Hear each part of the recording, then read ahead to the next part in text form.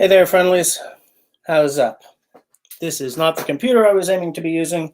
This is not the mic and headphones I was aiming to be using.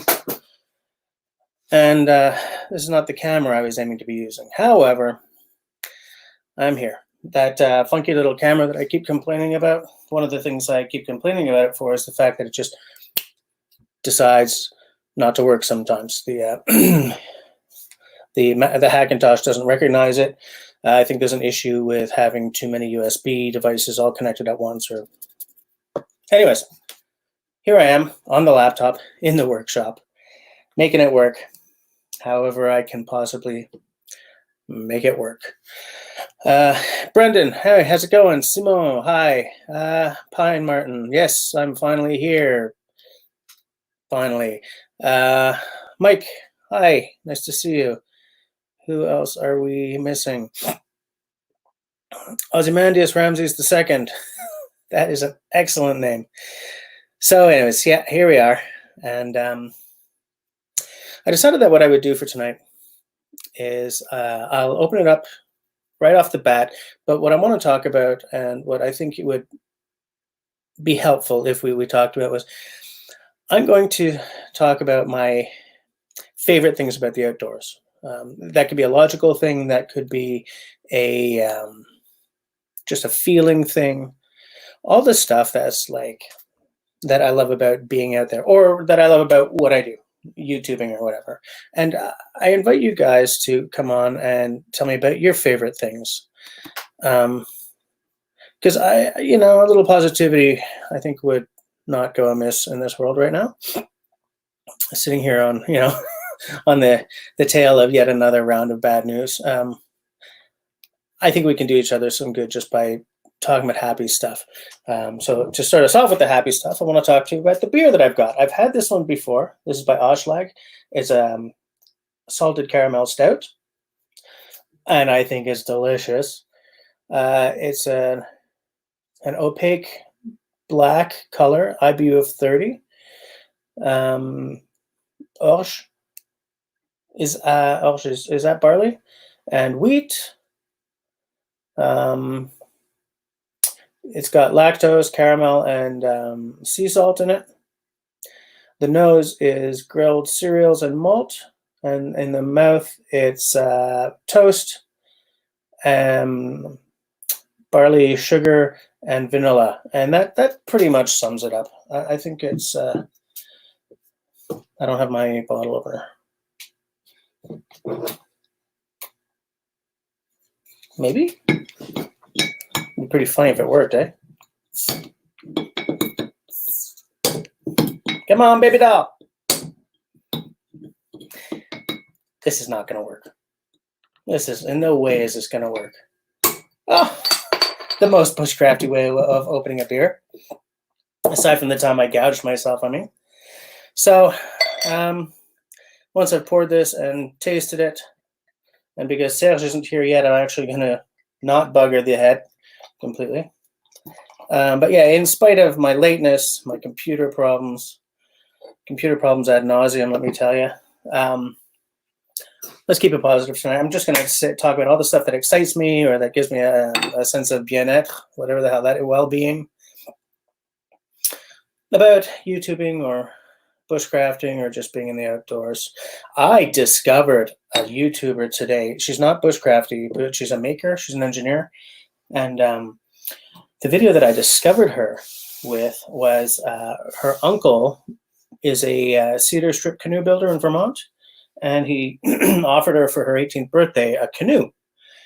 And she said, I have no room to put a canoe, but if you can wait until after college, I'd be really happy to have it. And so he said, well, in that case, we'll extend it to come stay with me for a month and build the canoe with me. And it's just gorgeous, man. That's something else. There's something to the cedar strip canoe that there's just poetry there in every line, Every line. I have a latent desire to do that one day, to build a cedar strip canoe. I've never done anything like that. But like watching something like that come into being is something else. Mallory, you're supposed to be taking 2 weeks off.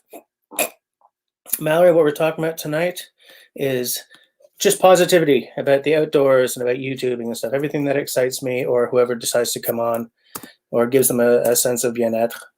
I think positivity is good right now. Grace, hi. Oh, she's barley. Okay. So yeah, so this is let's give it a little tasty poo.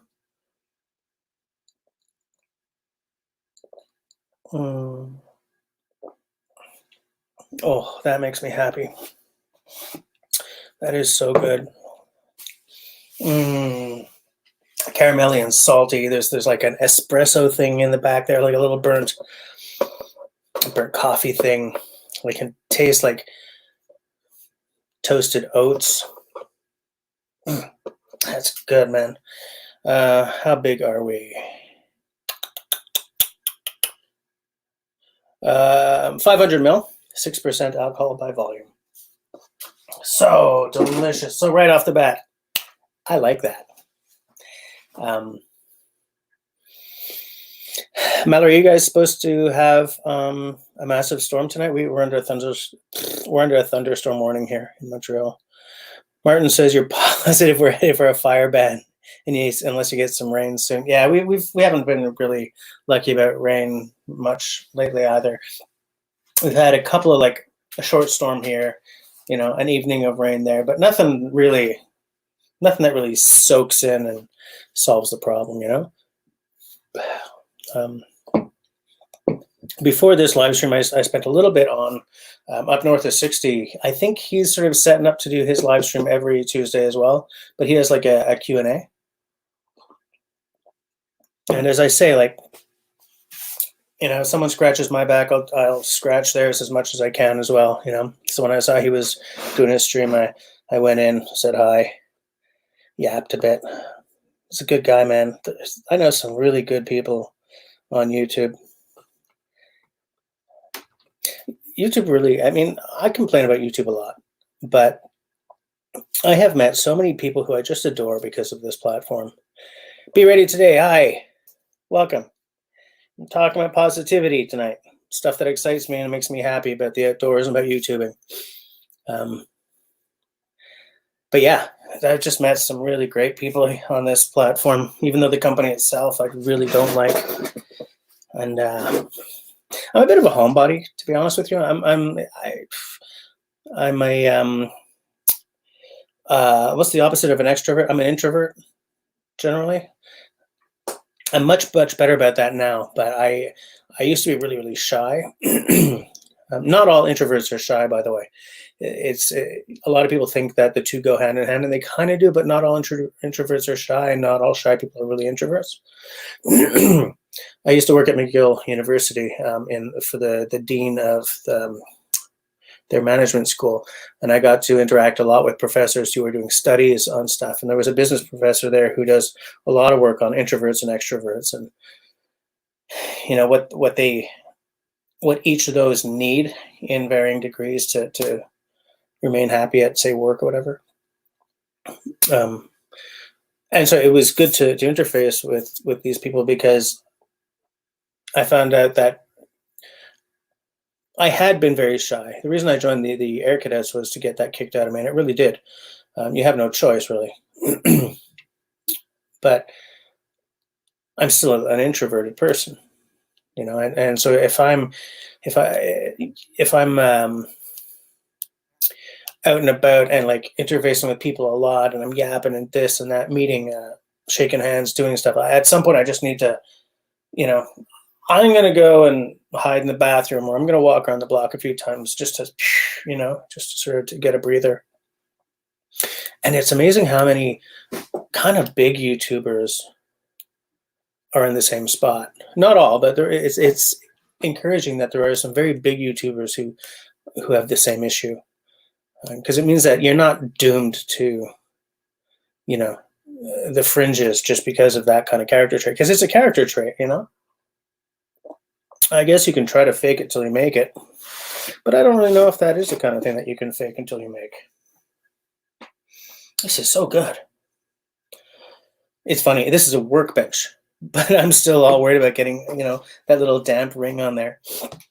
Um, so yeah, so as I was saying, like I'm going to invite anyone on as soon as they want to come on to tell me about the stuff that they love most about being in the outdoors, or about being YouTubers, or camping, or bushcrafting, or paddling. Um, um, excuse me. One thing that would definitely help me is if you guys hit the thumbs up. That really would make YouTube a lot happier with me. And that which makes YouTube happier with me makes me happier on YouTube. I've decided that I'm going to see how long it takes me to hit 3,000 subs, because I have had this giveaway that I want to do at 3,000 subs for like a year and a half. And it's funny because I'm growing at a pretty nice clip now. I think these live streams help that, because it's really opened me up to meeting so many more people and everything. But I think I'm going to see if I can hit 3,000 this year, because I really want to give this stuff away. It's just not a huge giveaway, but it's just, there's some cool stuff in there. Jonathan Millie, hey, how's it going? Stan, is that Ulk? Jung was an introvert as opposed to the likes of Freud, who was quite the extrovert. I haven't studied either of them. Is that an engineering hat brass in your avatar? Is that engineering, or is that? Yeah, I've heard the same thing. I haven't read a whole lot into them because I studied something very different, but I did read slightly into them. I have a communications degree. I specialized in film writing and directing, but to do communications, at least at Concordia, you had to know Aristotle's Poetics to get in, and you deal a lot with the Poetics because the entire entertainment industry is based on that work. But you also have to know a little bit of psychology and stuff. So you read a little bit into Jung, a little bit into like a whole bunch of guys, and then you have to read a bit of philosophy of communications and a little bit of guys like Marshall McLuhan are very big names. Harold Innis, Marshall McLuhan, guys like this. The medium is the message. And so, okay, this is a very boring roundabout way of saying this, but I've read a little bit of Jung and a little bit of Freud, and I'm definitely more comfortable with the very small amount of Jung's thoughts that I've looked into. I just want to make sure I don't end up. Be ready. Virtual meetups and distance of things are great. Yes, absolutely. Be ready. I'm just going to put that up on screen because this is exactly the truth as far as I'm concerned. I feel that very much.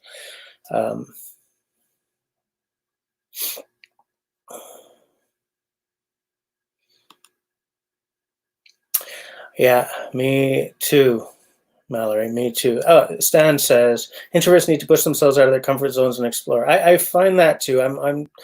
I try to. I'm someone who spent his entire life tucked into his comfort zone, and it's only in the past few years that I've really been trying to step out of it as much as I can. Right now, there aren't a whole lot of opportunities for that because we're all stuck inside. But these live streams, when I started them, that was a major step outside my comfort zone because I was online. I'm presenting myself, right? And I can't fix stuff in the edit.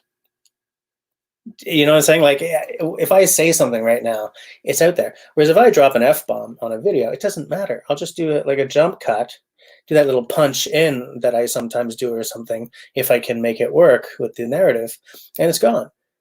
If I drop an F-bomb on the live stream, then, it's kind of not the image that I want to project as a YouTuber. I don't want to be family friendly, especially now because of the whole rules about, are you aimed towards kids and stuff, but I also don't want to come off as, I don't really know how to explain it, but I try not to, because in my private life, I have a dirty mouth, very much so. Gets me in trouble with the missus all the time because I sometimes say things around my kids that adults are not supposed to say around their kids. But hey. Hey, Anthony's here. How's it going? Hey Jess, how's up? I sent you a video of the fire you have going on my phone. I know I'm not supposed to look at my. Oh no, via email. Oh yeah, oh yeah. Look at that, guys. Oh, there's sound too. You can hear the crackling and snapping. That is a nice fire pit. Did you build that, Anthony, or is that something that you can buy? Whoops. Crabba just jumped ahead. Quebec Home says, we, ça va bien aussi. Oh, Simon, you're supposed to take a 2-week break. Yeah, I thought you were taking 2 weeks off, Mallory. What's up with that? Be ready today says, my wife received her degree in communications as well. Nice. Do you know which school did she go to? Oh, Stan did not like McLuhan. I think that the thing that changed everything for me with McLuhan, this is so not bushcrafty, but realizing that he didn't care if he was necessarily right? He would send out these thought bullets to get people talking. And whether or not he was actually right was kind of beside the point. He just wanted to see people start arguing about ideas. And I came to respect him, though I would not say that I was in love with everything that I read, you know.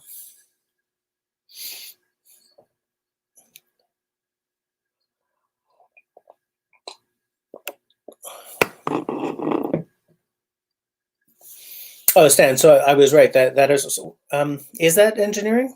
I I haven't really looked at this stuff in a long time. There are still active service members in my family, but I used to stay up on that a lot more when I was in the cadets. Be ready today. I can call you Brian. I will do that.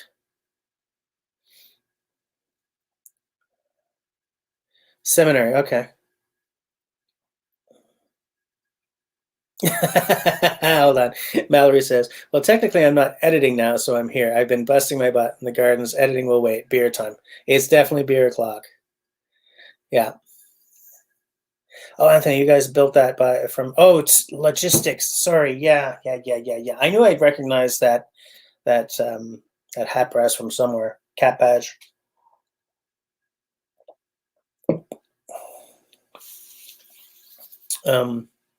So yeah, nobody wants to come on and tell me about the stuff they love about the outdoors. Stuff that sort of kicks your mood up a bit. Stuff that you know what I should have done?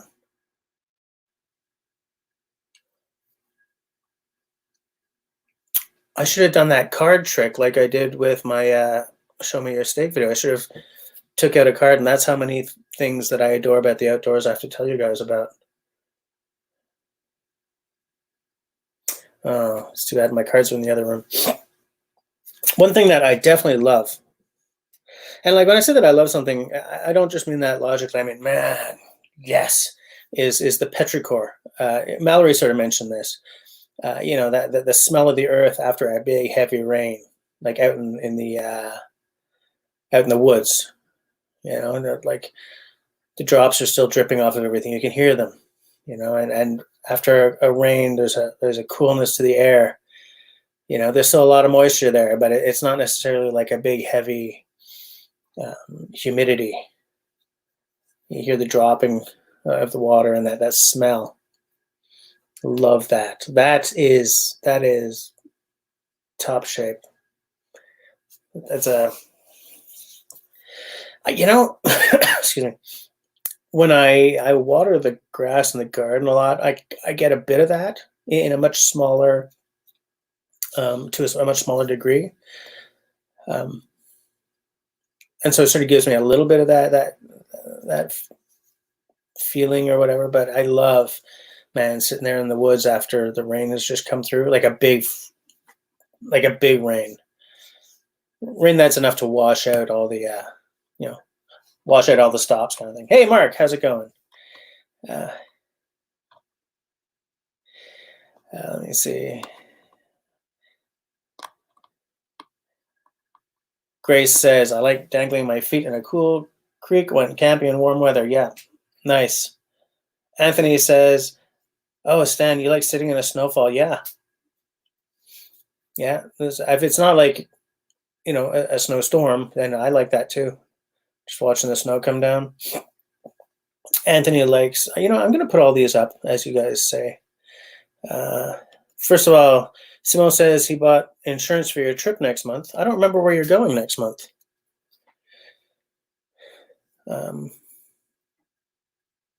Oh yeah, that's a good one, Mark. The joy of a fine paddle in the hand, the joy of a fine hull in conditions, the joy of friends to share it all with. Nice. Yeah, I like it.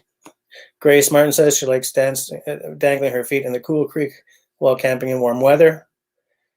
Can't beat a nice cool creek, eh? Yeah. Stan likes sitting in the snowfall, which is also nice, especially if it's a nice light snowfall. I have a lot of good memories of sitting at hunt camp with like a light snow sort of drifting down. That's a good one, Anthony. Roasting wieners and doing s'mores.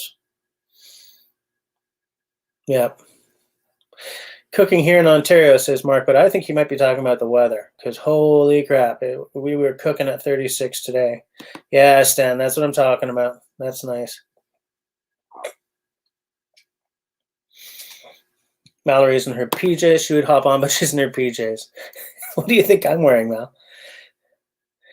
Yeah, that's a good one too. One thing I love about being out in the woods, especially if you're in like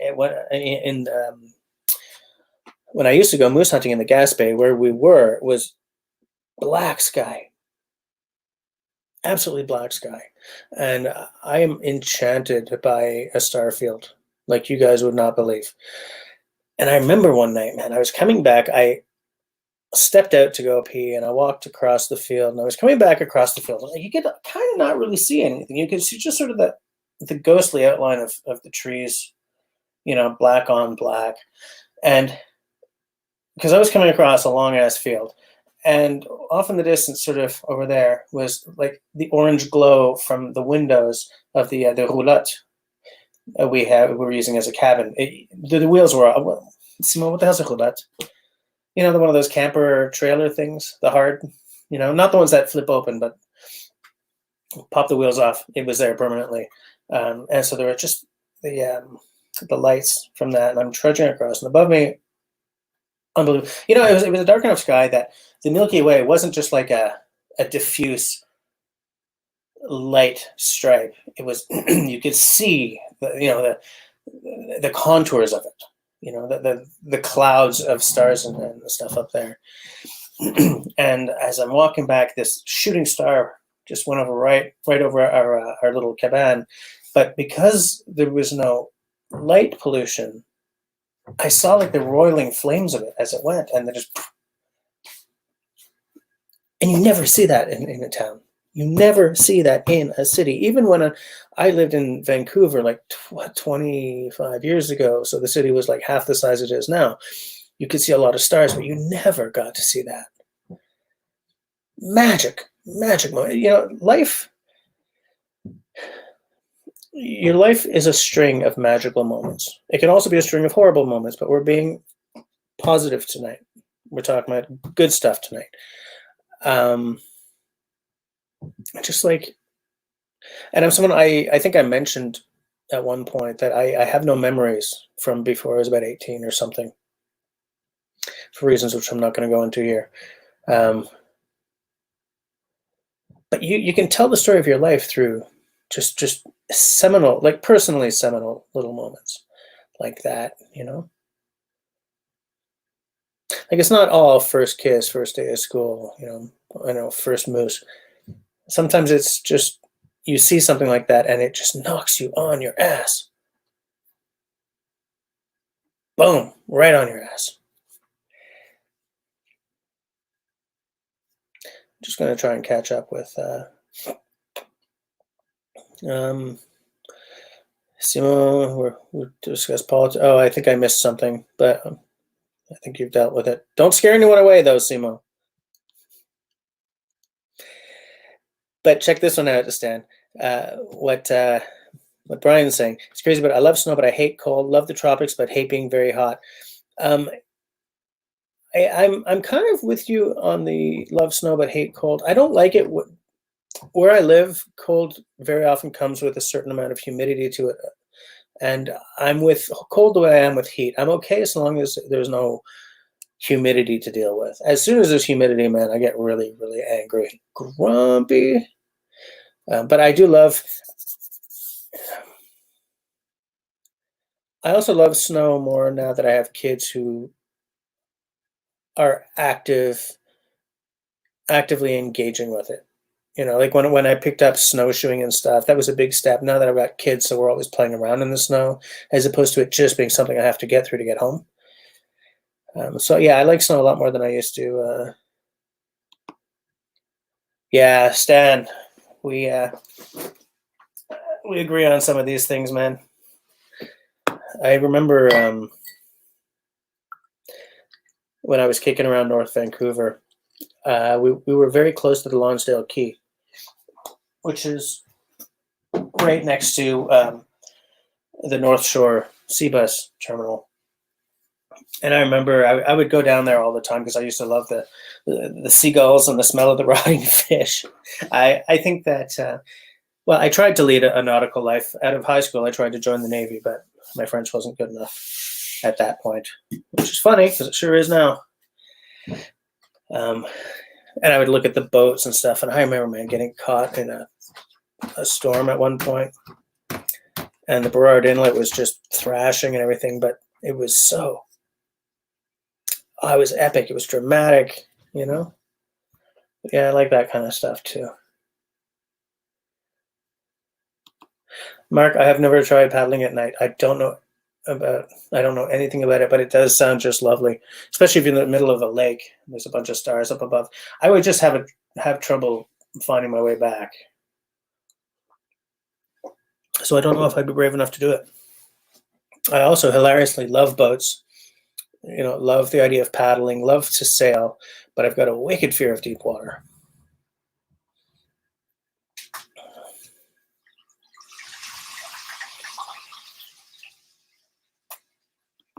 Okay, so everyone's in their PJs. It's getting lonely here, guys. Yeah, you're absolutely right, Stan. You're absolutely right. And unfortunately, where I live, no, there is a dark sky site on the island of Montreal. It's way out west. It's at this place called the Morgan Arboretum. It's owned by McGill University, and I don't remember which programs go there, but like it's an arboretum, right? So there's a whole study of trees and stuff happening there. And the Montreal Center of the, give me 1 second. The Montreal Center of the Royal Canadian Astronomical Society meets there because it's so dark that it's worthwhile to set up your telescope there. Man, that's so cool. Hey. Did you get changed? No. Hey, wait. I'm still in my PJs. Okay. Hold on. Well, shoot, there you go. Cheers. Corona. Yeah. Nice. Okay. Cheers. Oh, it's not. Oh, there we go. Boom. Oh, and Ben's coming to bed. Wait, I'm gonna go downstairs real quick. Sorry. Okay. I'll be right back. All right. What is that?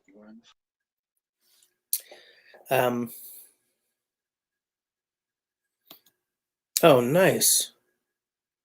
Oh, Simon, did you mention that and I forgot about it? I think. Yeah, so a roulotte is a camping trailer.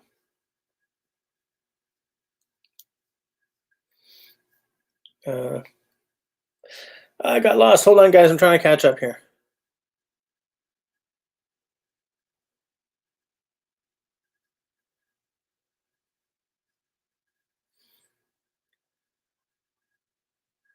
Hold on. Let me just catch up. I got lost here, guys.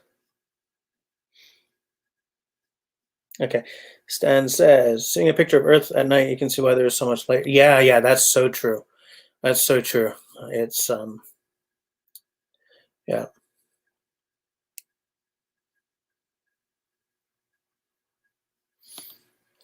Jonathan says, I remember as a kid, a cousin who grew up in Toronto came to visit. She was about 10 or 12, I guess. I can vividly remember her awe the first time she saw the night sky outside the city. Yeah. Yeah, absolutely. Um, and as I said, I don't have any memories from that young, but I do have certain ghostly sort of impressions. And I have an impression of floating in the middle of a lake near La Belle, I think, somewhere near La Belle, and looking up at the sky. No, I was lying on the frozen lake up somewhere near La Belle, but I don't have any like really clear memories of it. Hello All again. right, wait, you got changed this time now. Yeah, I did. I did. I figured it was just too ugly. I couldn't go live with that PJ on. Yeah, Brian. Yes, you're Brian, right? Be ready today. Yeah, Um, Brian. Brian is definitely relating to everything Stan is saying, as am I. As am I. I think I think that people who love the outdoors, there's always going to be some kind of common threads going through that if you talk to enough of them. Like we're not the only two in the world who love the petrichor. Is your phone ringing? Me? Yeah. No? Huh. I thought I heard a boot, and that's No? usually like that happens sometimes when a phone is right next to a microphone. Am I? No. Not at all. Yeah, I went to, oh man, what's going on? I'm sorry, guys. My camera's being weird. Well, I was on what 8 minutes late because I couldn't get my camera to work with my main computer, so I just grabbed the laptop. Like I'm not using any of my usual stuff here tonight. Yeah. But I said tonight it's all about positivity and stuff we love, so I'm not going to bitch endlessly about my tech issues. Yeah. I was just gonna hop up and say that I went into my forest the other day, and one thing that I really love is observing the wildlife and just like hearing the birds a certain way when you come in, and then when they and then when they feel that you're a threat, they'll change like automatically. And I Yeah. think that's like one of the things that I really love the most is that at one point you go in the forest enough and they know that you're not a threat anymore. Mhm. And so at that point you just hear so many awesome things in the forest. It's so awesome. Yeah. I because like when I go hunting, right, I go marching into the woods trying to be as quiet as possible, but you know, the woods just goes silent, or like you hear like warnings, Yeah. birds chirping warnings, whatever. But if you just sit there and you do not move, the whole timbre of everything around you changes as Yeah. they start to ignore you. And it's funny that you mentioned that because one thing that I have loved about this whole COVID problem is the fact that there are birds in my very urban backyard that I have never heard in this city before. Really? You know, um, there are some that I have only rarely seen. Like I've only rarely seen a cardinal in my backyard, but now I'm seeing cardinals more. Well, not a lot. It's probably the same one coming back a lot. Yeah. But there's birds that I have no idea what they are. I've never heard them and I've never seen them before. Hanging around. And so it's we're living in terrible times, but it's not all. That is an excellent book. I don't own it, Yeah. but I have an ex who has it, and I have an ex bandmate who has it, Yeah. and I love that this book. yeah, yeah, it's expensive though, isn't it? I don't know. He like binge buys books all the time, so I don't know. I don't Okay, have the control over that. okay. I have the Audubon Society's app on my phone. Yeah. Yeah, Um, usually the price is on it, but there's no price on it. maybe you got it from Amazon or something. Did you watch? You know Kevin Callan, right? Mm, Well, I mean, you've seen his stuff, right? Kevin Callan? Yeah, the Happy Camper. Oh, I think so. Okay. Because of COVID, he hasn't been teaching his courses. He teaches a dual credit course, high school and university, to endangered youth, not endangered youth, youth who are in danger. Mhm. They're sort of between maybe living in halfway houses or, Okay. criminal, In need. kids in need of, Mhm. something. And he's got some stories. I mean, he doesn't mention names and he doesn't really tell a lot of stories, but every now and again he comes out with a story that's like, huh, wow, that's a different world. But because of COVID, he hasn't been able to teach. So what he's done is taken the classes that he would teach and done them as videos, Oh, right? So one of them was bird ID in Central Ontario or Northern Ontario by sound, right? yeah. And he did another one that's fish ID and like a whole series of these. And that's the kind of stuff that I'm so weak at. Yeah. Like I can do some basic tree ID, more on the conifers than the deciduous because I like conifers better. Um, but like my bird ID is not great. It's shaky. There's a baseline, a There's so foundation there, many but of them. you know, fish ID because I have fish allergies. I've never been bothered, but I would love to see a fish and say, "Oh, that's a sturgeon." Well, okay, I would know what a sturgeon looks like, but you know what I'm saying? Yeah. Like I'd love to know the difference between a smallmouth bass and a pike and a trout, because I know that if I eat the trout, I'll die. If I eat the salmon, I'll die. But if I eat something with white flesh, I'm okay. Okay. So I'd love to be able to look at that and say, okay, that one and I were friends. That one Yeah. will kill me. You know? I know a few of them, but, like, yeah, not like there's so many kinds of fish and birds and, like, depending on your area too. I see, Tyler go fishing, and I'm like, "Oh, what in the world is that fish?" Like, I've never seen that before, you know? Yeah. So, I know And I the ones that always are around here. and it's so impressive, man. Like there are people who have this encyclopedic knowledge of mushrooms, for instance. Yep. I gotta tell you something because I don't know my shrooms very well, so I'm not going near a mushroom, right? Because like if you mess up on the berries, you might get very sick, but you might not die. If you mess up on the mushrooms, man, you could be writing your ticket to hell. So Oh, I yeah. just don't go near any of them. You know? Yeah, but there are plants out here too. There are the most deadliest plants in the forest in Quebec right now too. So it's not only mushrooms, there's Oh, wild this plants and baneberry, right? Baneberry looks beautiful, but if you pop that in your mouth, you're done for.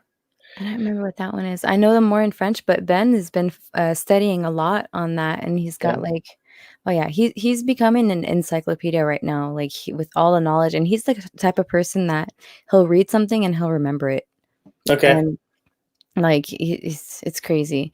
But mushrooms, I mean, we're getting pretty good at it. We've been identifying a few of them. We're drying them, we're testing them out, we're growing them, so we're having lots of fun with that. I'm looking for a picture of a baneberry. Doesn't matter. Doesn't matter. The fact is, there are certain plants that you're absolutely right are as deadly as mushrooms are. Yeah. Brian says, Mal and the folks in Canada make it look so wonderful. Mal, I remember one of your videos where you were running to the garbage can. Oh, yeah. Which one was that? When I was exposing the walls, I was taking the drywall off of my walls, Yeah. and I was coming back to the bare, original wall, and I was cleaning out the drywall, and I was running to bring everything to the garbage, and I almost fell, and yeah. Like, when you go in the wintertime, bring stuff and it's Oh, yeah, snowing. yeah, I get it. Yeah, Yeah, like, I run all the time because it's just so cold. yeah, yeah, yeah, yeah. I get it. I get it. Um, Brian has USAF training. I have a brother and a sister in the RCAF. They're both very good. And in fact, my sister, she runs a cadet survival camp in Oh, British Columbia. cool. Mark, oh, he's bringing us back to the stuff we love, paddling and sailing at night. The boat that I crew on is a 30-foot Beneteau that we have sailed after dark, but the Royal St. Lawrence Yacht Club is positioned so that um, there's a very narrow channel to get out to where you can put the sails up and go. And it takes some real sort of ginger steering or helming to get through that. So the few times we've come back way after dark, I've always been really, because it's not my boat, so I don't sail on it nearly as often as the skipper does. Um, And he's like, at this point, after 10 years of doing it, he's like, that's fine. Look, boy there, just Yeah. stay in between them. But nighttime is a whole different world than daytime. The way you interact with the world is very different because this sense is in a completely different environment, Yep. And it's funny how we were out near Saguenay. Well, we were in the Saguenay, and we were taking a tour at the SIPAC. It was like a nocturnal tour, Okay. right? So instead of walking around in the day and okay, here's an inlet and here's that, everything happened after dark. So we had to bring little flashlights and stuff. And at one point, we were on one side of a very small but deep river, and on the other side, it was all like some big bushes, and it was all fireflies, Oh. right? And so I was just stopped in my tracks, and my wife was just stopped in her tracks, and the tour guide was just, maybe we'll just stand here for a little while. Yeah. Yeah, Appreciate it. but I mentioned to the tour guide about how much lusher the world smells at night. And so I was waiting to see if anyone brings that up because there's a couple of guys, unisex guys, right? People here who have mentioned the world after dark, and I absolutely agree with that. But it was pretty late in my life when I really pinged on, wow, the world smells so much fresher at night. You know? It's like the dew and the humidity and the water setting, like, on the leaves and stuff, it's like it secretes something, it's weird, huh? It Uh-huh. is. It does smell good, it's fresh, like, like morning dew, sort of. Yeah. Yeah. And it's like the especially when it's hot out, it's like it bakes all the smell away or something. And it needs the sort of the cool, moist night to Yeah, come back alive. I love what Fox it says. You don't want me up there. I honestly have nothing relevant to add to the conversation. Everybody loves something, man. Everybody loves something about the outdoors or being a YouTuber or paddling or whatever. yeah, Brian, I envy you that. When I was in the cadets, I learned orienteering and everything, but I didn't pay enough attention. It's funny. When I was young and I had all these opportunities thrown right in my face, I was too busy being all self-centered and I just didn't take advantage of anything. So here I am, I'll be yeah. 50 in 2 years, and now I'm taking this stuff seriously, and now I'm trying to learn all this stuff all over again. Well, it's like going to school when you're an adult, it's Yeah. completely another thing, like, I went Hmm. to school later, I took a break after high school because I wasn't interested, and then Yeah. I went back to school and I was much more interested then. Yeah. So, what kinda cadets were you in already? Air. Air Cadets. I did the Air Cadets for, 1 year in Vancouver, Hmm. and the rest was Army Cadets, and I was 1 year away to getting my airborne because I did my physical training, everything was done, I was fit, and then the next summer camp was the airborne, so Hmm. but I decided to leave to go to the big city, Yeah. and I left that all behind. I finished, I was a caporal chef. I don't know what that is. Master Corporal.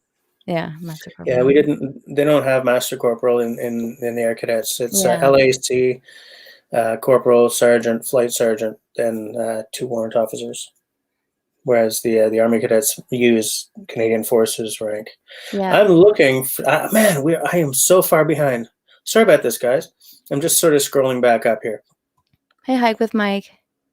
Hike with Mike is here. I am Yeah. so far behind. Okay, Mark says too hot for PJs here. It's technically too hot. Yes, Simone, that observatory belongs to the RASC. It's got a 14-inch scope in it. It's free for all users to all members to use. But I mean, you can't just sort of walk in and unlock the thing. You have to go with one of the officials. Stan says diving is fun. Never done a night dive. I'd have to recertify to dive again though. Would like to do some wreck diving. I used to be roommates with a guy who was an avid diver. He's dove, done it all over the world. Obviously, he has some cash to his name.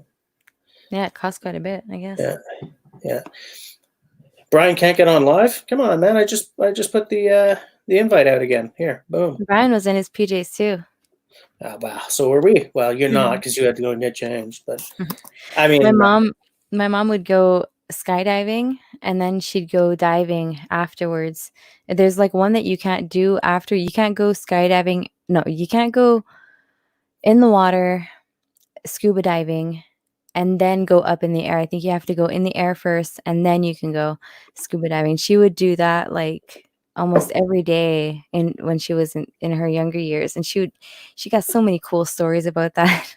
yeah, Landing in a landing in dans un champ, in a field, and getting run after by a farmer with a pitchfork and stuff, like, she's got so many cool stories. yeah. I have way too big a fear of heights to do that. But Momegantic is also a night sky preserve. That's good to know, Simo. That's good to know. I've never been to Megantic, but if it's a night sky preserve, it's definitely worth it for me to head out there. Because Mal, I was saying earlier that I'm really enchanted by the night sky. I've got a 9-inch telescope that I haven't used in a couple of years, but back in the day, I'd be like, "Oh, come on, this is cool." Yeah.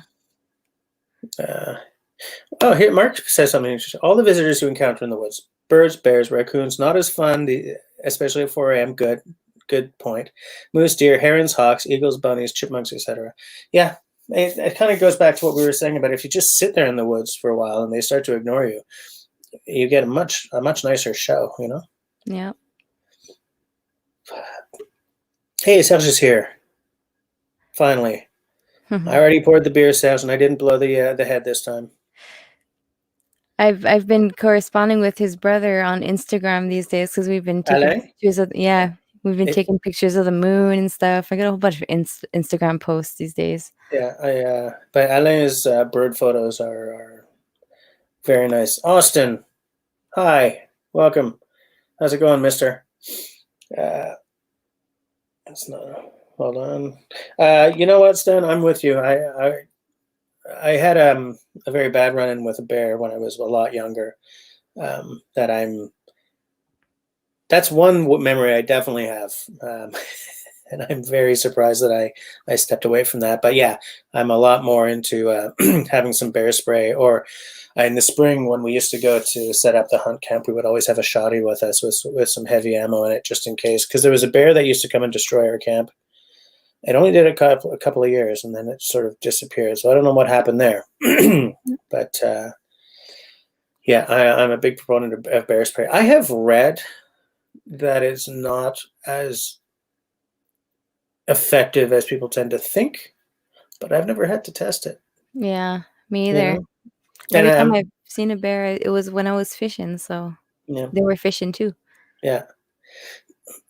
Um, Jonathan, no, because I don't get any channels. We what do they call it? We cut the cable, cut the cord, and got a digital antenna, and we got like Netflix and Amazon Prime.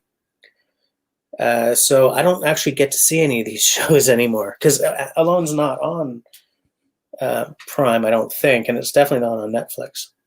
What channel does it run on, the Alone show?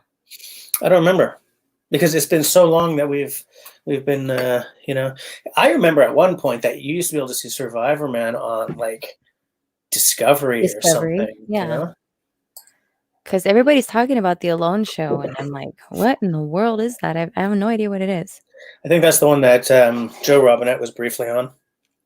Okay, because I keep on thinking of, like, Naked and Afraid, but I'm like, "That can't be it." That show is terrible. I I hate Naked and Afraid. I was like, come on. Alone TV show. Let me see. Martin is saying he's watching Alone with special interest this season. You know, it's like everyone I know on YouTube, aside from Mallory, is watching Alone this year, and I don't know what's suddenly so big about it. Oh, it's on Amazon Prime, okay. Is it? Then I can be watching it. Prime Video. Huh. Really? I Wait. Primevideo.com? Check primevideo.ca. Oh, well, I'll go on my Um, Amazon Prime right now then. I'll go yeah. check. Yeah, I'm not going to check it now because, I feel like I'm really in a box. well, if it's on Prime up here, then I'll give it a look. Outdoor Dauber is here. He's in the house. He's in the room. What? Oh, hey, Outdoor. I did. Here we go. Oh, hey, RDB. Prime Um, movies. Flora and Fauna. Yeah, Stan. And it's funny, like because I have a bunch of tree ID books because I was like, I'm gonna start off by getting my tree ID squared away. Now I'm trapped at home, so it's not happening. But I bought them last year. Actually, I've had one for a long, long time, which I quite like. Because I feel that if I get overwhelmed really easily if I have just too much in front of my face. And so I'm not going to be able to stick with it if I try to do tree ID and bird ID and whatever edible plants like a foraging ID book all at the same time. So if I do like trees one year, edible plants another, that would probably be a good one to do, eh? Yeah, edible plants, you like learn 2 or 3 of them like Yeah. each year, and then you get really good at it, and then you're really able to identify those ones, and then the next year you add some more, you know. Yeah.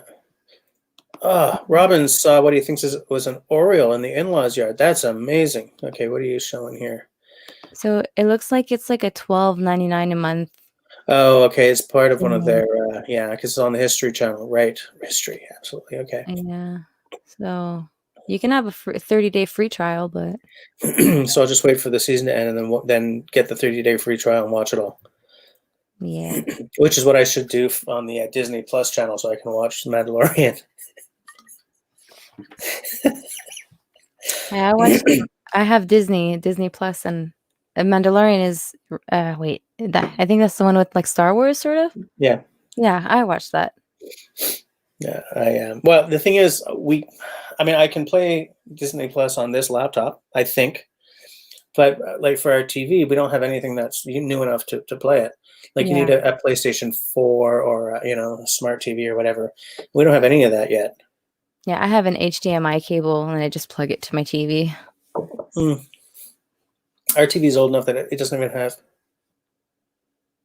No, I tell a lie. It does have HDMI.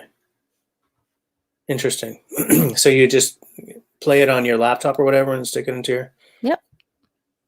Yep. Sound comes through HDMI, everything. You're a smart cookie. Smarter than me.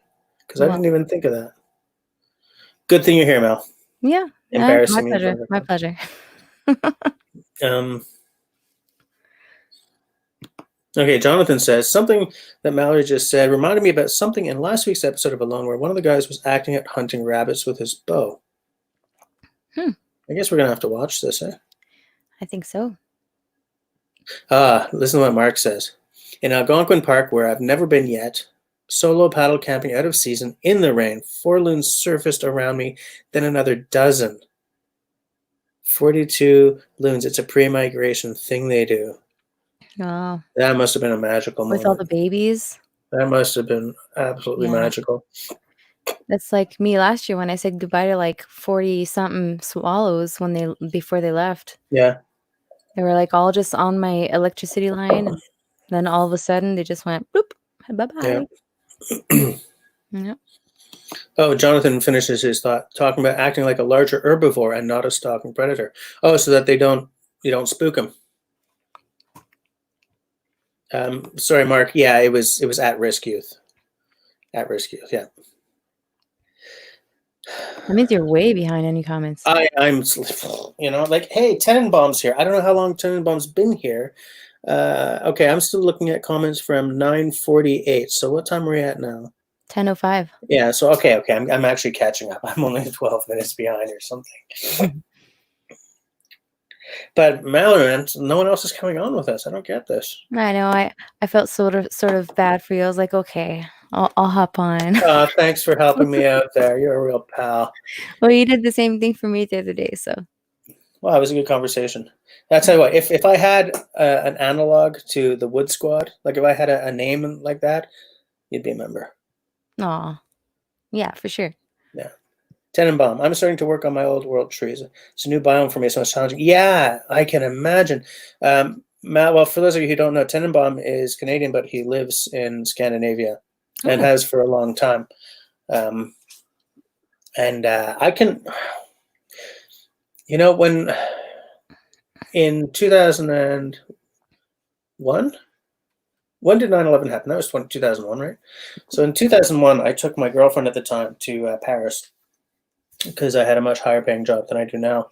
And she was from the Bronx. So we met up. She flew up here, and then we flew to Paris and stayed for a while, and then came back.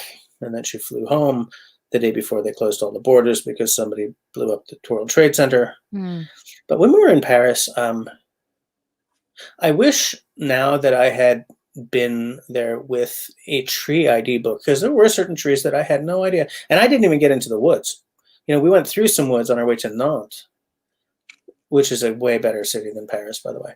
Yeah. Um, there was all kinds of stuff that we saw. Like even just the squirrels or whatever were different. And I wish that I was who I am today back then, because I would have had a book and I would have been taking pictures of leaves and bark. Hmm.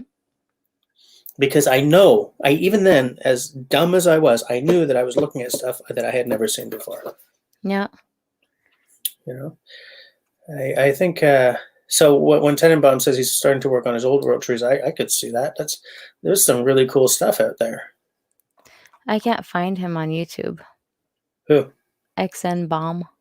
I don't think he has a channel. Oh, I don't think he has a channel.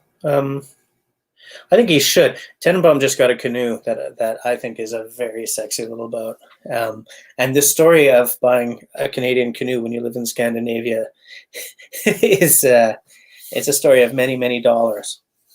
That's for sure. yeah. But I think as soon as you have a canoe and you're doing interesting stuff, then I kind of want to be there in by proxy. That's why whenever I know someone who does this stuff, I say, hey, if you do decide you want to do a YouTube thing, let me know your channel, because I live vicariously through these friends.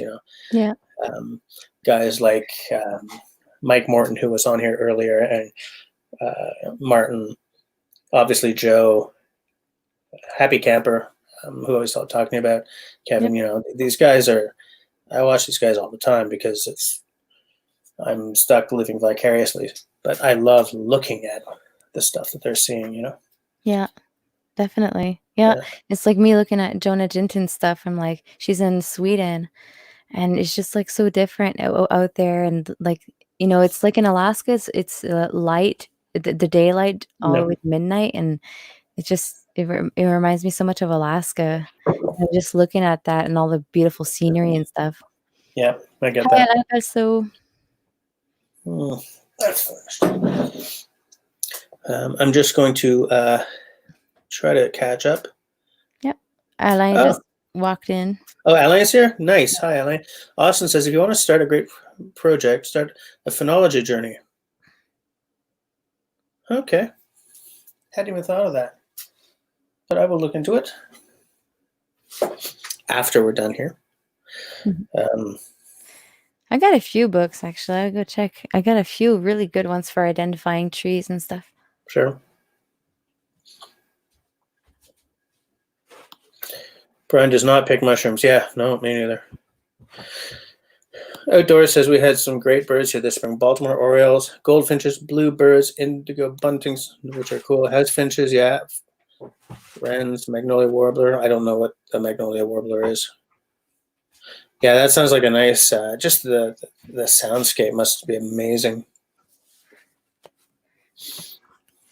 This one's for like Quebec because it's in French, but this one here is a really good one. Okay. And I think I saw that at like Renaud-Bré one day. yeah, probably. And it's like in the same. Yeah. Haven't seen that one. But yeah, like whenever I walk into a bookstore, I always see if they have like an outdoorsy section. Just, it just comes to, A lot of mushroom books. Yeah. A lot of mushroom books. We love mushrooms.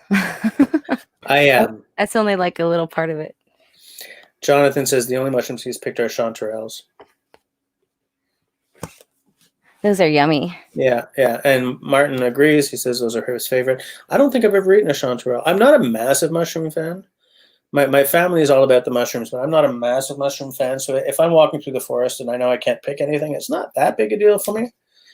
Um, but I think I'm always just I have so much respect for people who can walk through a forest and know every mushroom they see. I'm like, oh yeah, that's a really cool one. Just don't touch that. You know, Yeah. I mean, that some of sounds them good. are they have like really deadly lookalikes too. So you have to Yeah. bring them inside. You have to put them on a paper, put a glass on top, and wait for the spore color to identify it. Some of them are really Mm, identifiable only by the spores. So mm. it's really interesting. Yeah, I didn't even know that. Yeah.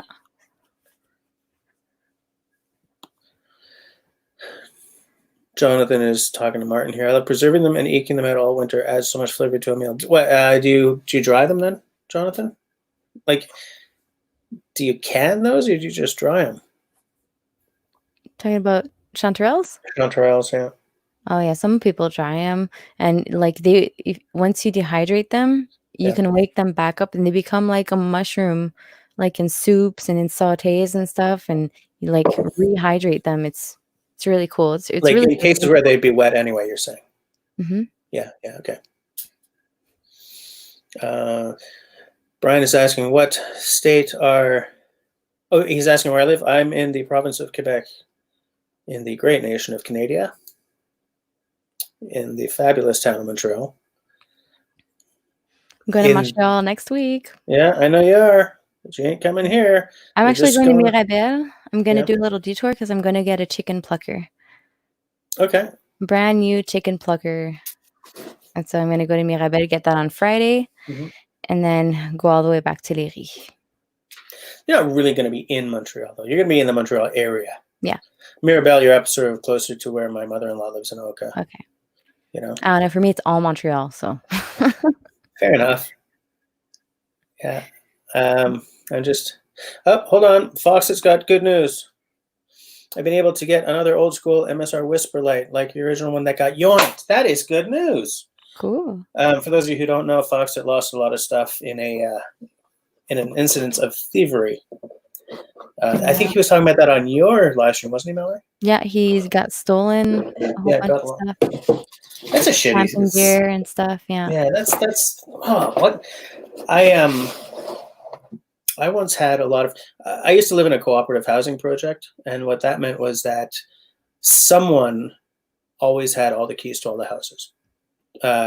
Because with a co-op, there's no landlord, right? You're all the landlord. Yeah. So someone every year at a general assembly, someone gets voted to be the secretary, someone gets voted to be the chairperson, someone gets voted to whoever is in charge of maintenance has all the keys because they have to be there when if someone comes because they're repairing a window in apartment 12. And the person who had all the keys at this point, her son had sticky fingers, shall we say? And I was young enough that I had a lot of transformers and like some of the expensive ones, like Jetfire and stuff like that, like big stuff that cost our poor ass family a lot of more money than I knew at the time. And he would steal my expensive transformers and sell them at school for lunch money. But what he didn't realize was that he was going to school with four of my Irish cousins who took him aside one day and made sure that he never came into our house again. But I didn't sick them on him. I was just like, man, I'm missing stuff, and I sort of clicked together, and everything sort of made sense. And I mean, I have always had a problem with someone feeling that they have the right to your stuff. I would never dream of going into someone else's house, ever. Mhm. To steal their kids' toys is dastardly, but to steal their TV or whatever. I mean, if someone wants to come in and take my TV, they can have it, first of all. His insurance will buy me a better one. And I'm not going to take them out over it because even a miscreant is still a human being. I would like it if they went to jail, but I'm not a castle law type of guy, right? Mm. But the idea of breaking someone's window and absconding with their camping stuff Yeah. just pisses me off. But because tonight is supposed to be about all positivity, I'm going to concentrate on the fact that he's got another. He's starting to replace his stuff, and I think that's a good step, Foxit. Was it expensive? He says that he's getting another exact one to replace it for Yeah, his. I'm just trying to catch up. Yeah, me too. Stan is, do the other senses heighten as the sight gets less? I don't know, man. I feel that maybe it does. I think because I'm so bloody late, I think you're still talking about when I said, Oh, when you yeah. step into the nighttime and this sort of looks so different, that everything else just sort of feels so much more in the moment. I think maybe. I don't know enough about physiology or biology or whichever it is to really have a hard and fast opinion on that. For if your sight, if your hearing and your other senses get heightened when you don't see? Yeah. Oh my gosh, yes. I went to eat in the dark, au sixième sens. I went a few times actually to eat with Ben. You're completely in the dark and you're served actually by blind people. And they will bring you your plates and everything. And everything's really made so that you taste everything differently. It's amazing. Like all the senses, everything. And you sort of try to gauge how many people are like, imagine if like it was birds. How many Mhm. birds, how many animals, how close are they? It's just so amazing. There's a place like that here in Montreal too. It's called Au Noir, Yeah, and yeah, I've never been there because I got some weird food allergies, and because you don't get a menu choice at Au Noir, you just have what they're serving that night. but you can tell You know, them your allergies and they yeah, will adjust it. that's good to know. Yeah. Um, but Martin says that says what we were saying. When the dew drops, you can smell so much more, and I think it's got to be just because the world needs that sort of that cool, sort of more moist. It's like a recipe, to bring the smells out. They're like a filter, water Yeah. filters, sort of. Yeah. Oh, crumbs! Everything just jumped. I'm. How's the? Oh, okay. Ah, chicken plugger. Why aren't you building one? Simon was Oh, asking why you didn't just build one. I don't have time. I'm Yeah. building so much more stuff. I have no time. Mm. Yeah, George Iris says that this should be a T-shirt. I'm going to Montreal to get a chicken plucker. Quebec Homestead T-shirt 2020. I love it. Austin says, "Hey, Raindance, how's the lake depths at your mother-in-law's?" I don't know because we haven't been there since March, but um, at certain points she's shown us pictures where it's almost up to like where her little escarpment happens, and her escarpment is usually about 10 feet above the water. Um, they built it up because she's been flooded out twice in recent years now, Oh, in those big floods. But it's funny because generally speaking, it's not that deep there. Like it's one of those lakes where it sort of goes like forever. You're at like knee deep forever, and then about 30,000 miles away, it just goes. Whoop, yeah. you know. I think that when I pick up when I Kijiji like a stand-in canoe for the expensive one that I'll one day get, I'll just put it up there and canoe from her place out into the lake and Cool. around, because that's pretty much the only place I can get to often. And because we have a CX5, so we don't have a pickup to throw a canoe on top of, and we don't have a trailer hitch. Yeah. So it's not like we're gonna have this canoe in my backyard and just sort of throw it on top of the car and boot off to Algonquin. But we go to Oka often enough that I could probably get a lot of canoeing in. And it's a lake, but it's a pretty big lake, and it's pretty choppy sometimes. So I think it would be a good, because it's not that deep. I think it would be a good place for me to build, to get my chops up. So I mean, choppy because of the wind? sometimes because of the wind, it's a big ass lake. Okay. I don't remember what it's called, but you know. Hmm. So yeah, it's yeah, LA, man. People who rob others are the lowest of the low. You Yeah. got that right, Holmes. Hey, Canoe Hound. Hey, Canoe Hound, how's it going? Oh, check it out. Outdoors going paddling in his new kayak on Thursday. That's a good story. He and his wife just bought new kayaks for their anniversary. Cool. Yeah, I like that. Dennis in the house. I It's wish I could always have like a activity that I could buy something with my boyfriend for our anniversary. We don't have yeah. like any activities that we do together except for work. We understand each other perfectly now. Yeah. I'm putting the invite out again for anyone who wants to get on and talk about the stuff that they love about paddling or being in the outdoors or maybe being a YouTuber. It's all about the stuff we're loving here tonight because I think that the positivity is going to help more people than just me Yeah. because it's an ugly, ugly world. I went to my beaver dam the other day, Oh and yeah. I went like right where the beavers go and harvest the wood, and Uh-huh. I was walking through that little trail, and I was filming it, so it's pretty cool, like seeing all the system. They're engineers. They are so Mm-hmm. cool. I didn't see the beaver, but I walked like you see where they are in the forest. Everything is just like cleared out. Yeah, It's amazing. they're engineers, all right. um, hike with Mike. Oops, crap! I just got lost again.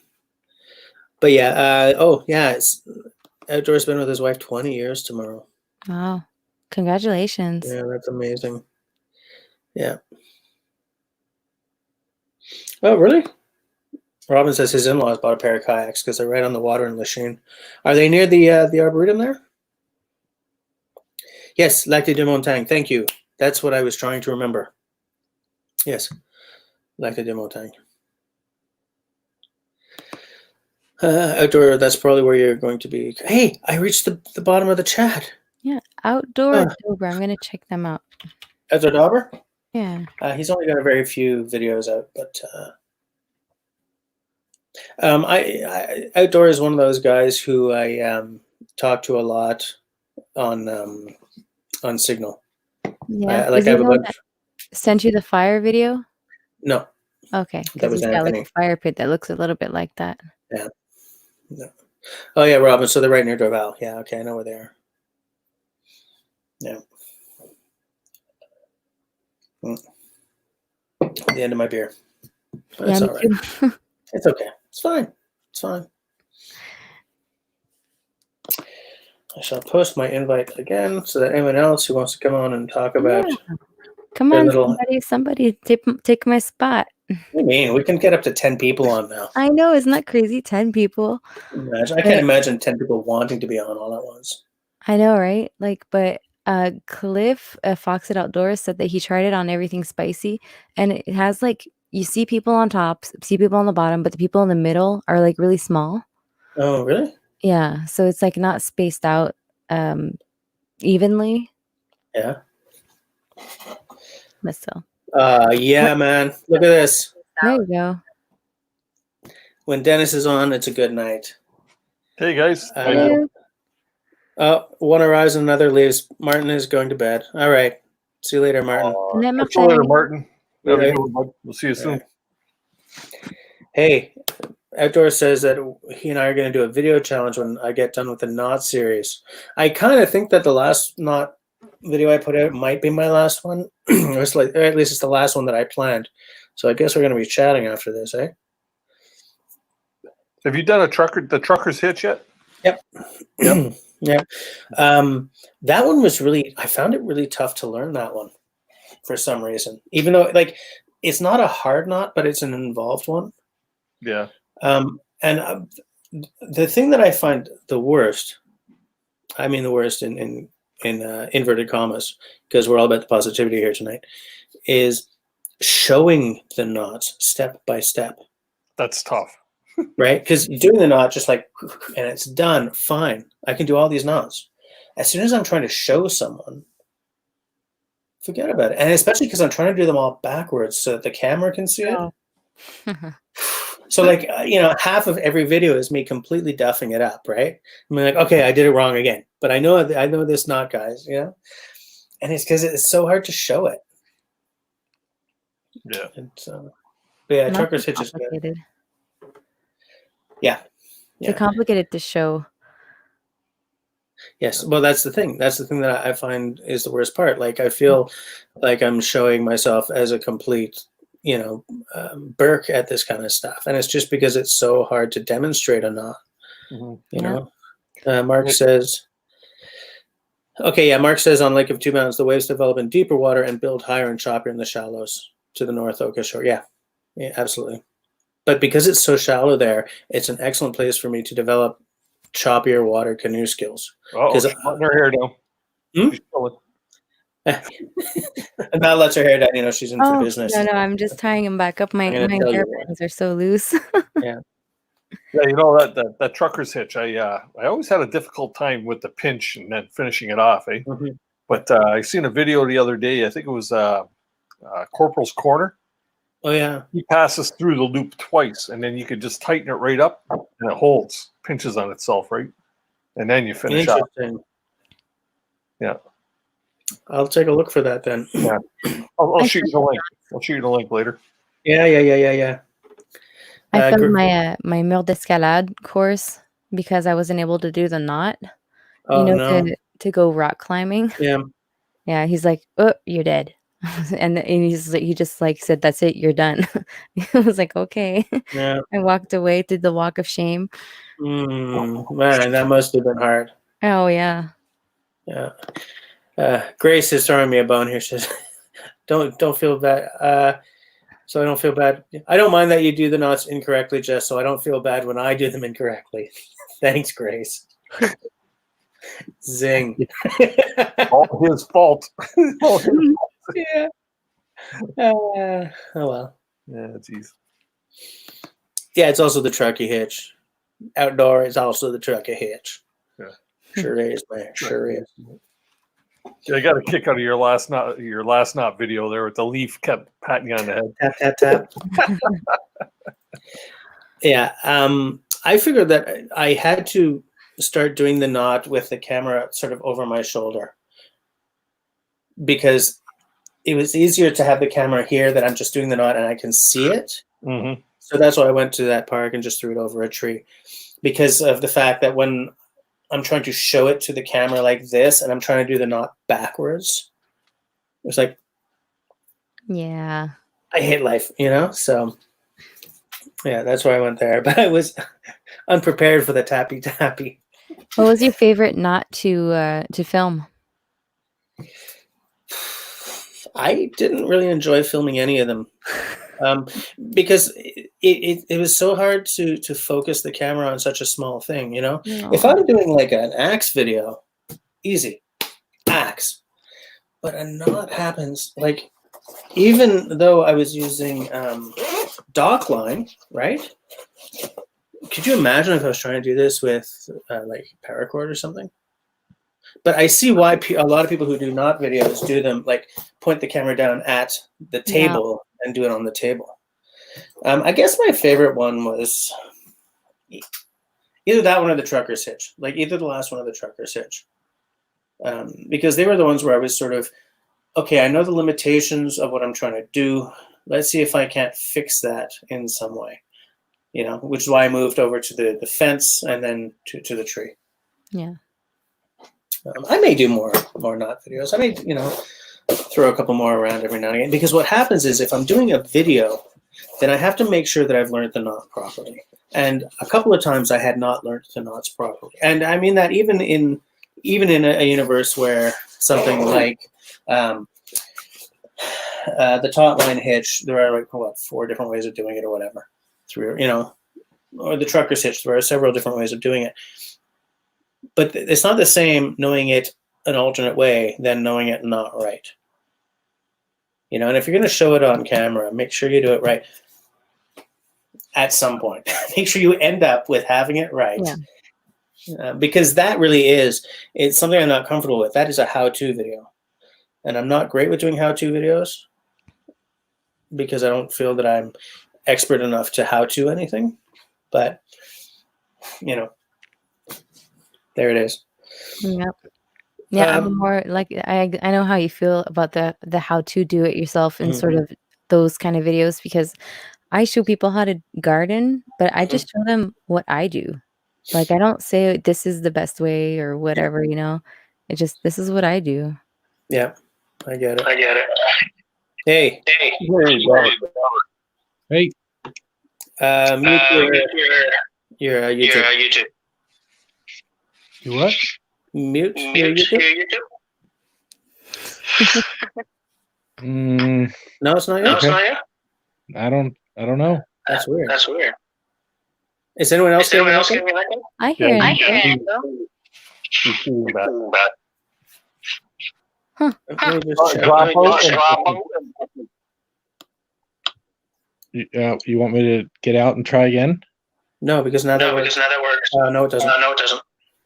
It's weird. He was talking, there was no echo. Dennis talked for a second. Want me to say something? Yes. Okay, now Echo, say something. Something? That's weird. Get him to drop back in again. Yeah, jump out and jump back in. That'll usually fix it. Yeah. There you go. Much better.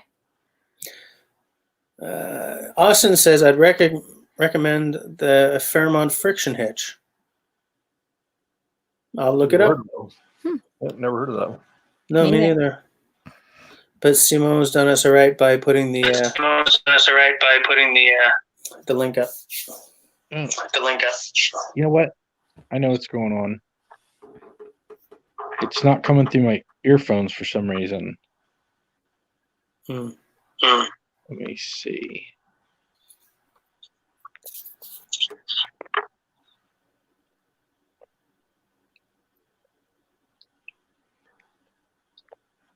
It's probably picking up through your microphone.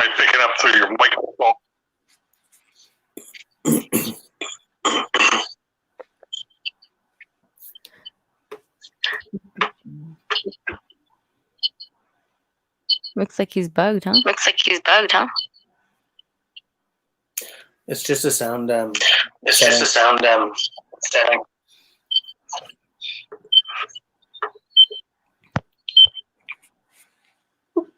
Just like he's gonna.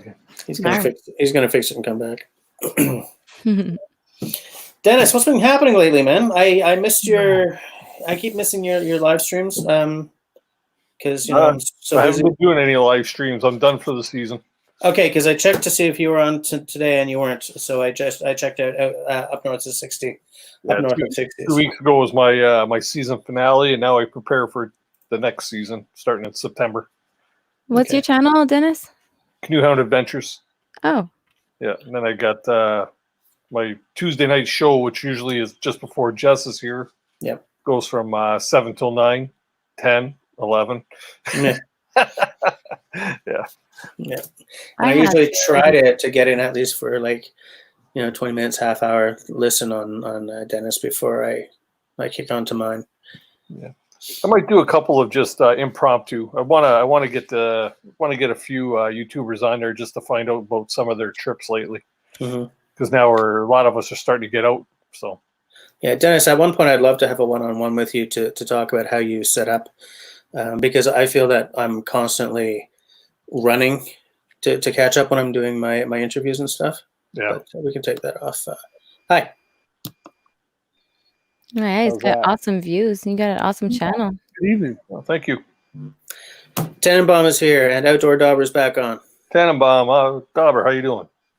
Good. How are you, man? Good. No echo. No echo. We're doing good. I love that. We're all about the positivity here. So yeah. So I clicked on the link in the chat. Yeah. And for some reason, it wouldn't pick my cans up. I actually had to just go the link and do it that way. Okay. Yeah. See Wood Pigeon's comment there. He lost 80 subs in 2 days. What? Everybody else. Well, is anybody else having troubles? I lost 30 in 2 days. Yeah, they're doing the purge again. I lost like 15 or something. Yeah, and then it came back. Purging again right now. Let me check. I didn't even know.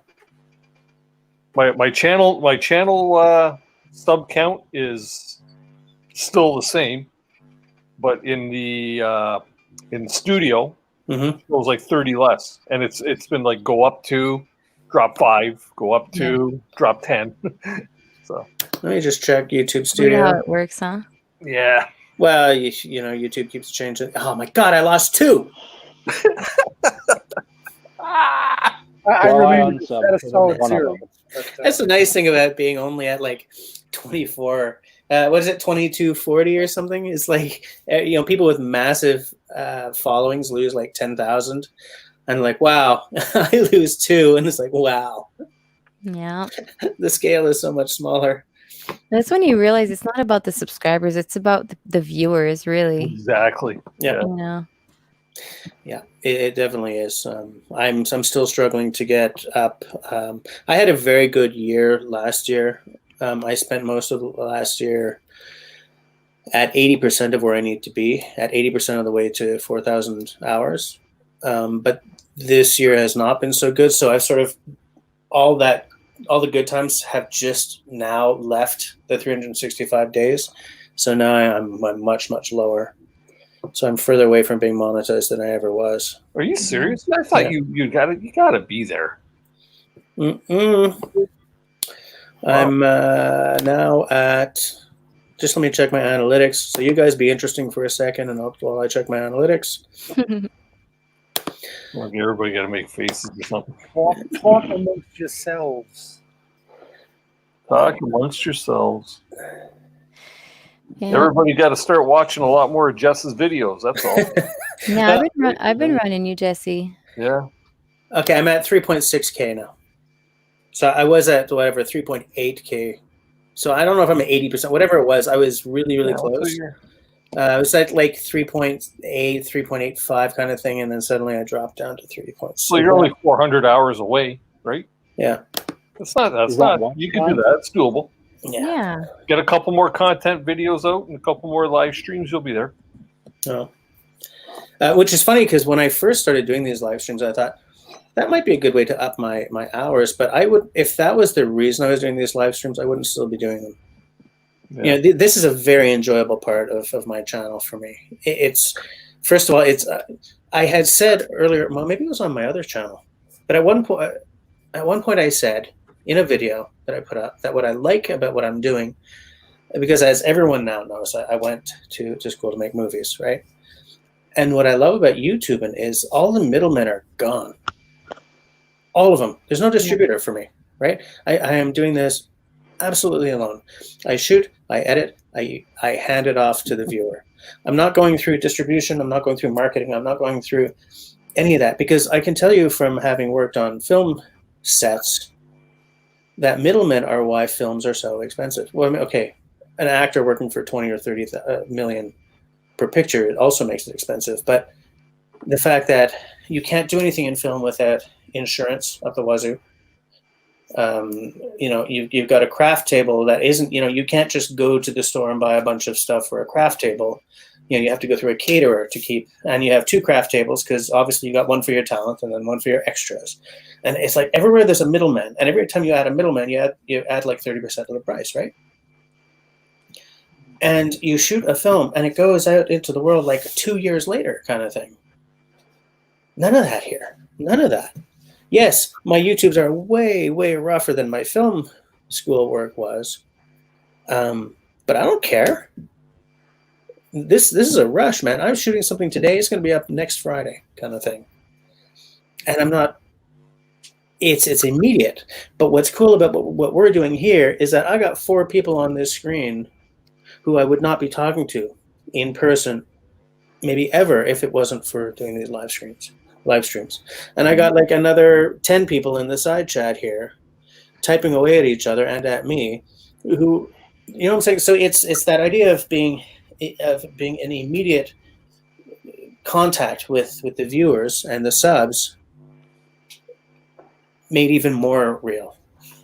You know, because the immediacy isn't just in I make something, I put it up, you guys watch it and write some notes. It's, man, you guys talk to me in the side chat and on screen, and we can really start to get a conversation going, because that's when online media gets real for me. You know? So that's what I like about doing the live streams too. You know, is the interaction between everybody. Yeah. Yeah, you can put a video out and you can put it up and you can watch your numbers go up or down or sideways, whatever.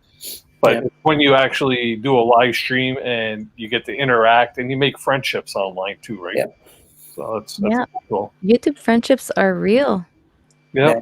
They are. I'm meeting a YouTube friend this weekend. Yeah. And we've been talking to each other for a full year. And I invited her to my wedding. I haven't ever met her yet. Hmm. You know, I'm going to meet her this weekend. She's Cool. coming boating with me and my sister. Nice. Yeah. I've met a few YouTubers that are subscribers and people I've subscribed to, and yeah, you know what? It's pretty cool as long as they're not the stalking type. Yeah. You know what I mean? But Yeah. no, you kind of get a feel for people, and you can get a click. Like I'd gladly meet up with Jess here. You know. Yeah. If One it- day, that's going to happen. Yeah. Well, As yet, the only YouTube friend I have met is Tenenbaum. yeah. And he lives further away than any of you guys. Yeah, the sun is rising in the background. Yeah, he saw that. I was going to ask you what time it was over there. It's 4:45. Oh, God. I have Where are you? Where are you I'm located? not entirely. I'm in the south of Sweden at the moment. Oh, geez. Okay. And how the heck did you guys meet up? This. I met Jesse through his channel. Yeah. I enjoy his content. And, we're kindred spirits, I think, in a few different ways. Yeah. And, my family is all in Canada, so I was happy enough to meet him halfway the last time I was visiting family.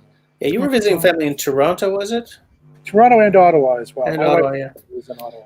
Yeah, I drove to Ottawa to meet up with him. Ottawa is not that long a drive, so it's like there's no way I'm not doing this, you know. And funnily enough, I left my bag in the pub that we met at. I have a cousin who lives 3 blocks from that pub, so she went and got it for me. But because everybody's all stuck in their homes, I still don't have that bag. You know, whatevs. I'll get it someday. I totally missed that. Really? Yeah, I didn't notice that you hadn't left with your bag. Oops. Yeah, no, I just left it there. Nah, with the ownership certificate for that axe in it. Oh yeah. Yeah, that's pretty much the biggest reason why I want that bag back. There's that, and I have a Happy Camper book in there. That I was reading, the Lost Canoe Routes of Dennis. Yeah. Which book is it? It's like one of his earlier ones. Was it Unknown Canoe Routes, Lost Canoe Routes of Yeah, Lost Canoe Routes. Yeah. Well, if I recall correctly, at that time we were very excited about Trying to kill the dog. Sorry, to Mo. Paddle Shack. Yeah, Haversack would be, yeah. So we were distracted because the Yes. Paddle Shack was looming. Oh yeah, the paddle shop. Yeah, that was a cool store. Yes, that's the book, Dennis. That's the book, which is currently sitting in Ottawa. Yeah. I gotta go, guys. I got a girl that's waking up. All right. See you later, Mallory. All right. Thanks for coming on Bye. during your YouTube Have a break. good one. Nice to meet you too, by the way. Yeah, for sure. See ya. Bye. Austin's going to bed as well. All right, Austin, be well. What time are we at? No, we still got 13 minutes. For everywhere. Yeah. Yes, I got to duck out for just a second here. I'm just gonna stop my cam and mute me, so I got to go fix my dog. Okay. Sure thing. Sure thing. But yeah, that was a good trip to. Sorry? I think Dauber is Like a lot. having some trouble. I think he's having some audio issues. I think Dauber's using his phone. Yeah. You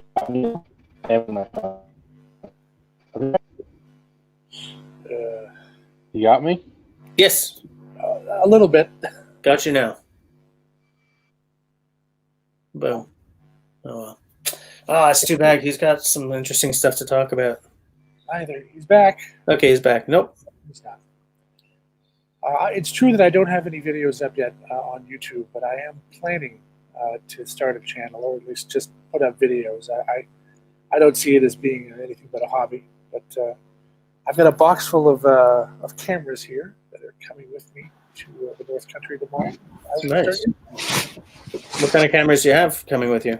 I bought a bunch of Olympus point and shoots because they have the same batteries as a camera I already have, and they're waterproof. The waterproof is a nice touch. As I inevitably drop them in the water, I hope that they won't all die immediately. Yeah. But I'm doing it on the cheap, 720p, bad audio, and I guess it's a place to start. I was shooting 720p for 2 years, I think, because I was using, obviously not this iPhone, but I was using an SE, and I was using the is this the front camera or the back? This is the front camera, right? Which on the, that was weird. Something was blinking there. But that's a 720p camera on the SE. And so that I could see myself. Because at that point, my Canon camera was a 7D, which doesn't have a flip-out screen. So I was always guessing as to where the hell I was in the lens. It's like, so I just gave up and started using a my production value will be low, but hopefully the landscape and the quality of the content will make up for it. Yeah. Dobber, have I ever asked you what the flag that is behind you? You did. It's like made out of like old pallet boards or something. Oh yeah. Let's see if I can. Yeah, I remember now that we talked about it. Which way do I need to go? There it is. Opposite direction. Yeah. Yeah. Except for up and down. Okay. So, Jeff, the real reason you love live streams is so that Tyler and Simone and Serge and I can wreck the chat. Yeah, I love that. It's my favorite part. Man, how many of my live streams have you guys pulled right off the rails at this point? How many? All of them? I quit counting. Yeah. I keep sort of saying, okay, this time we're going to stay on target, okay, everyone? And everyone's like, yes. And then everyone gets on screen and they're like, forget about it. Yes. There's squirrel. And there's dogs that show up and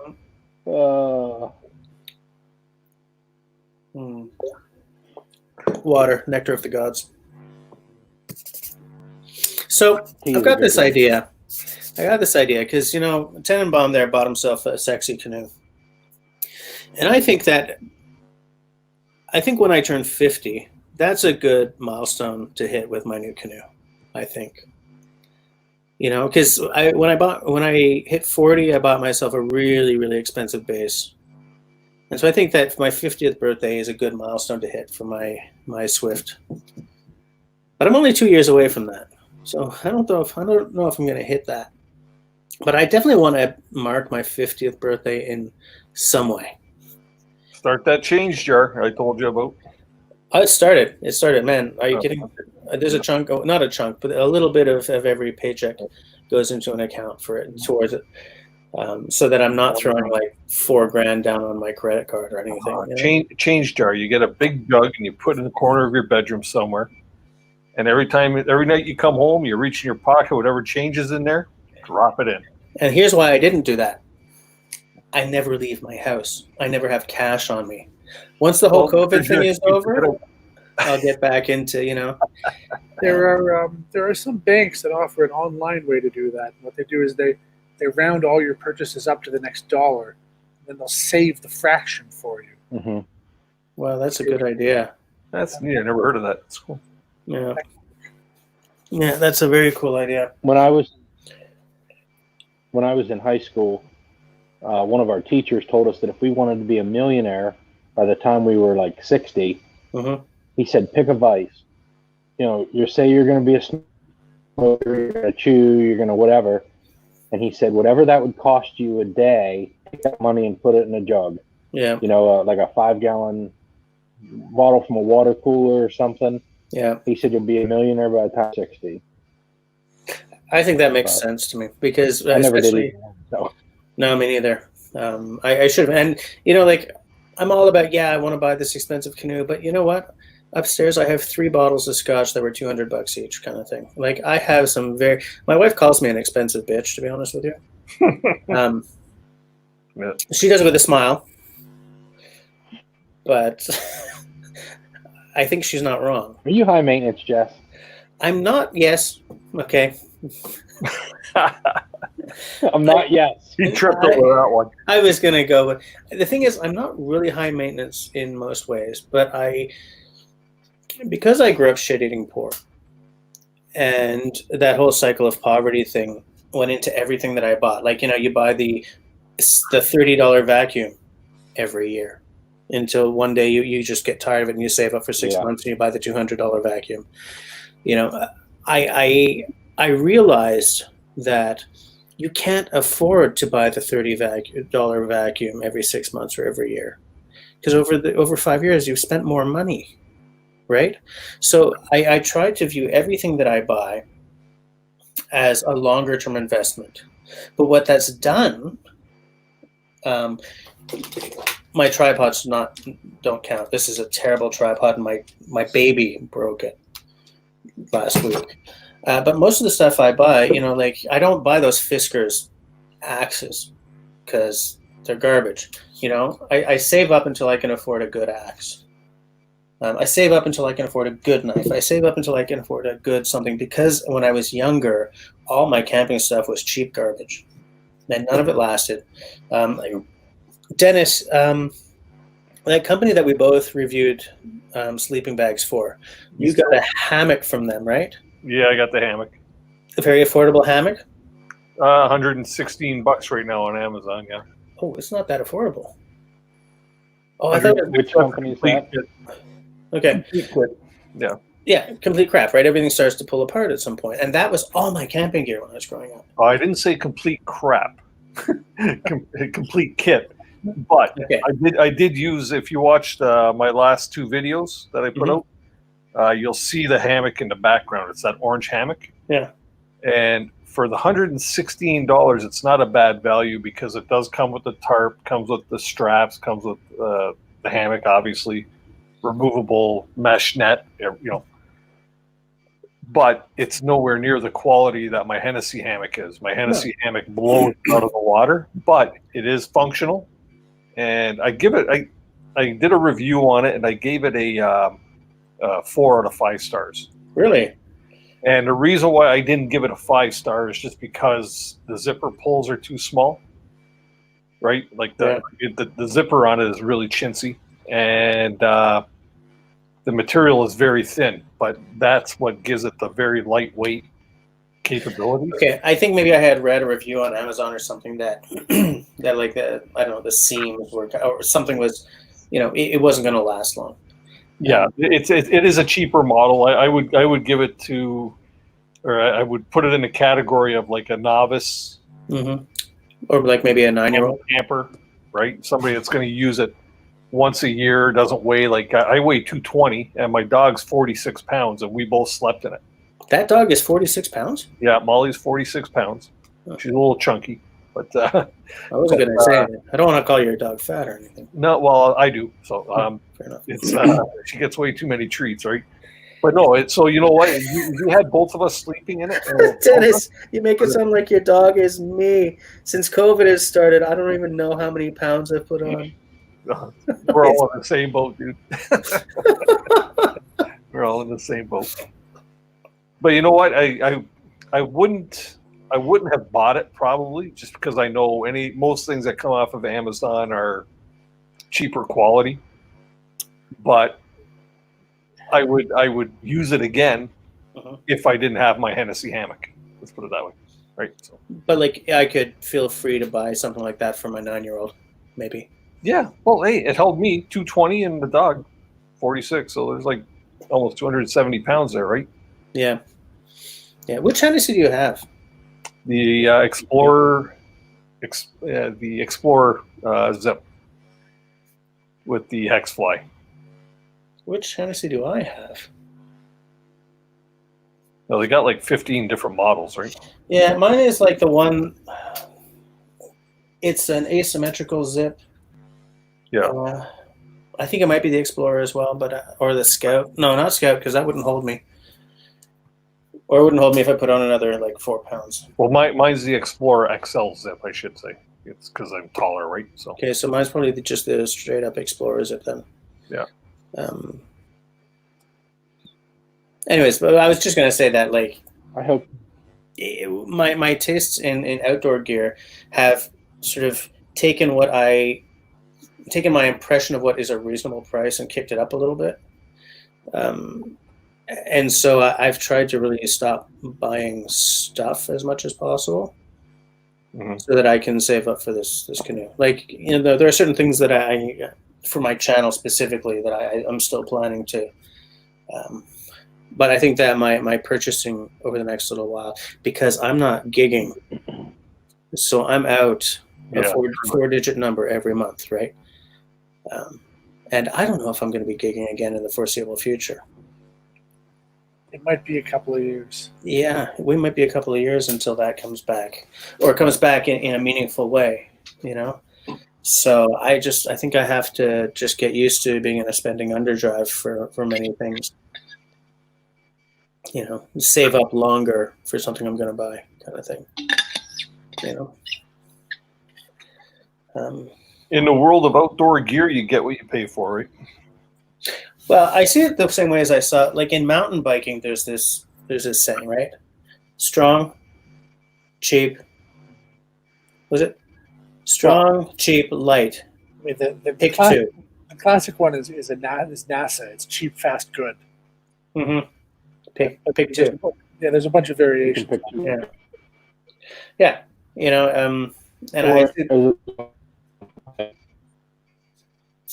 a buddy from college used to say, if he made fly in them. It's a variant on the same thing, I think. You know, and so I'm perfectly okay saving up for longer to buy the better thing, so that I won't have to buy it again. You know, I mean, I don't think I'm alone here. When I was first getting into canoe tripping at the age of 15, my exclusive gear supplier was Canadian Tire. Mm-hmm. That stuff lasted a year or two. Yeah. Yeah. I still have some of it. I have a Buck 119 that was the first real knife I ever bought. And, I still enjoy using that on occasion. Yeah. Good night, Alain. Hey, what time is it? Oh, we've got 2 minutes. Anyone want to say anything brilliant to end us off with?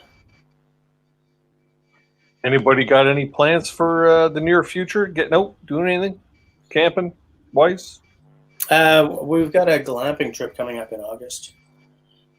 Because I'm going with my family, so it's never like a backcountry camping trip, right? There's always a flush toilet involved. But you know what? I'm going to be in the woods, so I don't care. Yeah, that's getting out. That's getting out. That's not a problem.